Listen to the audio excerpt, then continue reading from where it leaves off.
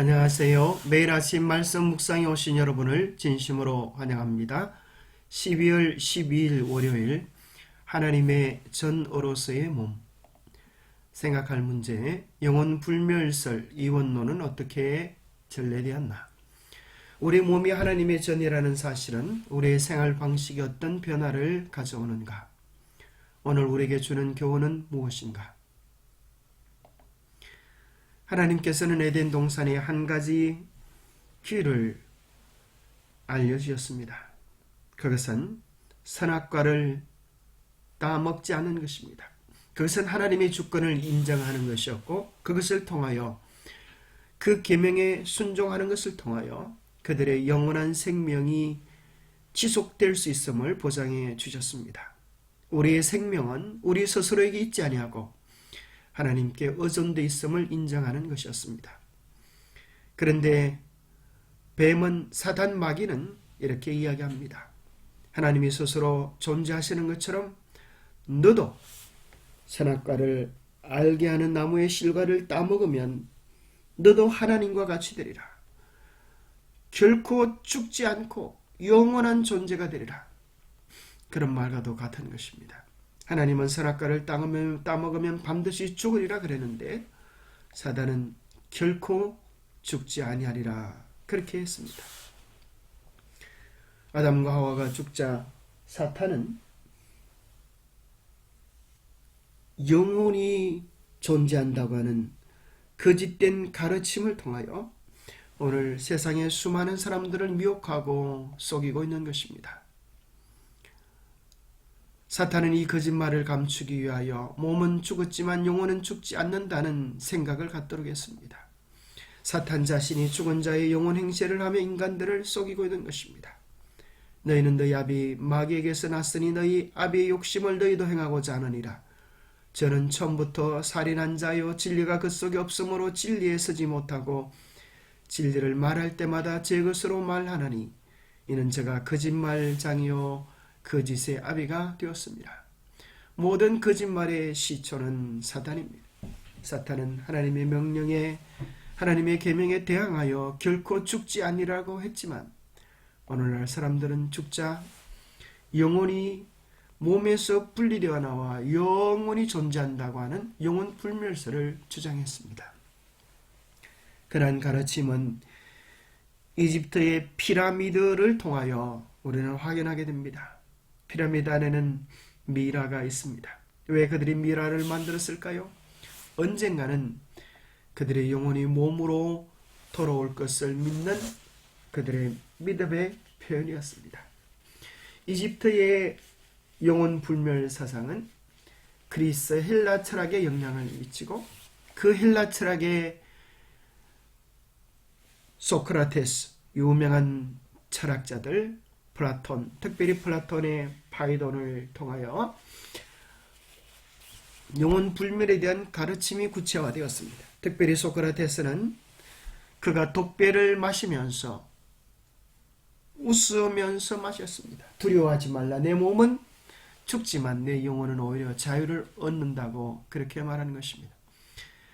그것이 알렉산드리아의 교부 오리겐에게 영향을 미치고 터툴리안, 어거스틴, 켈빈의 혼선론에 영향을 미쳐서 오늘날 수많은 천주교, 수많은 기독교에서 영혼 불멸 사상을 가르치고 있는 것입니다. 특별히 빌리 그레함, 유명한 세계적인 부흥 강사 빌리 그레함도 그렇게 이야기합니다. 여러분은 불멸의 영혼이다. 여러분의 영혼은 영원하며 영원히 살 것이다.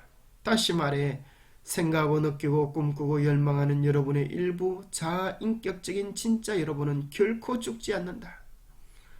여러분의 영혼은 천국이 아니면 지옥에서 영원히 살게 된다. 우리가 구원을 받거나 받지 못하거나 의식이 있고 영혼과 인격의 존재는 영원히 계속된다. 그런 이야기하기를 믿거나 믿지 않거나 영혼은 영원히 존재하고 믿지 않는 자들은 지옥불 속에서 영원히 고통당한다고 이야기합니다. 또 대한예수교 총회의 교리교육 지침서에도 이렇게 설명해 주고 있습니다. 사람은 죽으면 육체는 흙으로 돌아가나 그리스도인의 영혼은 하나님께로 돌아간다. 거기서 빛과 영광 가운데서 마지막 날에 그들의 육체까지 완전한 구원을 얻을 날을 기다린다. 이와는 달리 예수를 믿지 않고 거역한 사람들의 영혼은 엄부에 던져져서 고통과 절망 가운데서 최후의 심판을 기다리게 된다. 그리스도인의 영혼은 하나님께로 돌아가고 악한 자들의 영혼은 엄부 지옥에 던져진다고 그렇게 설명해 주고 있습니다. 그렇다면 정말 성경은 무엇이라고 이야기합니까? 성경은 우리 몸에서 영혼이 분리되어져 나올 수 있는 이원론적인 존재가 아니라 우리의 몸과 마음과 영혼이 하나라고 이야기합니다. 건강한 신체에 건강한 정신이 깃드는 것과 같은 원리입니다. 그래서 하나님은 우리에게 하나님의 영광을 위하여 살려고 하면 먼저 우리의 몸이 하나님의 전이라고 하는 사실을 깨달으라 라고 말씀하고 있습니다. 너희 몸은 너희가 하나님께로부터 받은 바 너희 가운데 계신 성령의 전인 줄을 알지 못하느냐? 너희는 너희 자신의 것이 아니라 값으로 산 것이 되었으니 그런즉 너희 몸으로 하나님께 영광을 돌리라. 몸과 영혼은 구분되어지는 것이 아닙니다. 몸과 영혼은 하나라고 하는 사실을, 그래서 하나님께 영광을 돌리려고 하면 우리가 건강한 몸을 통하여 온전한 정신, 온전한 영혼을 가질 수 있음을 이야기합니다. 고린도전서 10장 31절에도 너희가 먹든지 마시든지 무엇을 하든지 다 하나님의 영광을 위하여 하라고 말씀해 주고 계십니다. 오늘날에 있어서 면역력을 높이는 음식이 무엇인가 하는 것들은 이미 상식적인 수준이 되었습니다. 누구든지 정말 조금만 정보들을 찾으면 우리가 먹는 것이 우리의 건강에 절대적인 영향을 미친다고 하는 사실을 발견하게 됩니다. 건강한 신체에 건강한 정신이 깃드는 것입니다. 요한 3서 2절에도 이야기하기를 사랑하는 자여 내 영혼이 잘됨같이 내가 범사에 잘되고 강건하기를 내가 간구하노라. 영혼이 잘되는 것과 간건하는 것은 연결되어 있음을 이야기해 주고 있지 않습니까? 먹든지 마시든지 무엇을 하든지 주의 영광을 위하여 구별하는 것은 우리의 육체의 건강에, 정신의 건강에, 심지어 우리의 IQ에까지, 두뇌에까지 우리의 생활의 아름다운 수준에까지 깊은 영향을 미치는 것입니다. 아담과 하와 모두 하나님의 모양과 형상대로 창조되었는데 그것은 그들의 품성뿐만 아니라 육체도 마찬가지였다. 그 형상이 죄로 인해 훼손되고 가려졌기 때문에 구속 4번 생명나무에 더 이상 접근할 수 없게 된 인간을 육체의 건강을 포함해 원래의 모양과 형상으로 회복시키는 것이다. 이와 같은 회복은 예수님께서 재림하셔서 썩을 것이 반드시 썩지 아니할 것을 입겠고 이 죽을 것이 반드시 죽지 아니함을 입게 될 때에 비로소 완성되는 인간의 삶 전체를 아우르는 과정입니다. 예수님이 무덤 가운데서 부활하실 때 영혼만 부활하셨습니까? 결코 그렇지 않습니다. 그분의 시신을 쌌던 수위가 켜켜 있었고 그분의 몸과 영혼이 하나로 부활했던 사실을 우리는 확인하게 됩니다.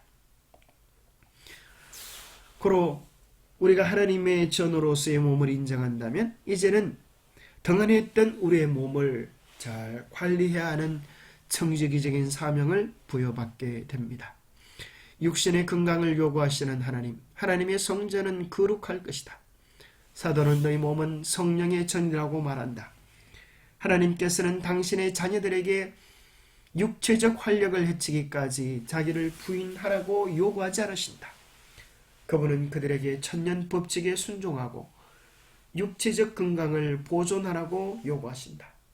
천년계의 길은 하나님께서 설계하신 길이며 어떤 그리스도인이라도 걸어갈 수 있을 만큼 넓은 길이다. 하나님께서 우리에게 주시는 것은 언제나 우리에게 가장 좋은 것들입니다. 기도하겠습니다. 하나님 아버지,